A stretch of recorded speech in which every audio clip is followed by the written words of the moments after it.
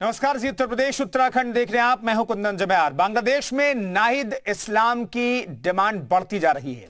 26 साल के एक युवक ने जब से बांग्लादेश के प्रधानमंत्री को मुल्क छोड़ने पर मजबूर कर दिया, उसके बाद से पूरे बांग्लादेश में इस्लाम इस्लाम हो रहा है।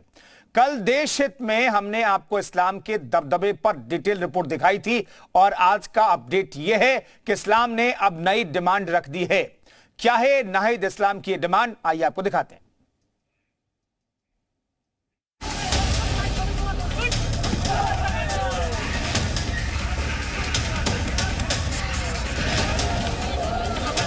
बांग्लादेश में आग लगी है, लेकिन नाहिद इस्लाम को यह सब नहीं दिख रहा। अल्पसंख्यक हिंदुओं के घर जलाए जा रहे हैं, इस्लाम को यह भी नहीं दिख रहा।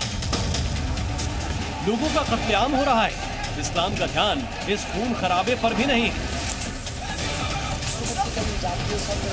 इस्लाम का फोकस सिर्फ और सिर्फ अपनी डिमांड रखने पर है और उस डिमांड को किसी भी शर्त पर मनवाने के लिए मजबूर करने पर भी।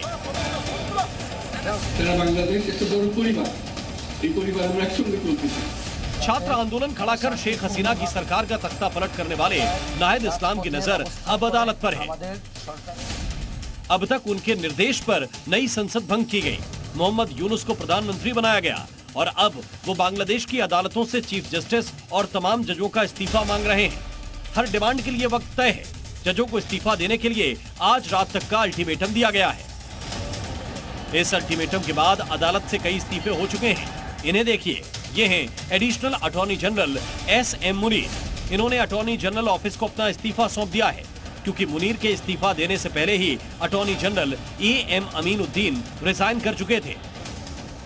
मोहम्मद यूनुस के शपथ ग्रहण के बाद अब बड़े पैमानों पर जजों के इस्तीफे हो सकते हैं।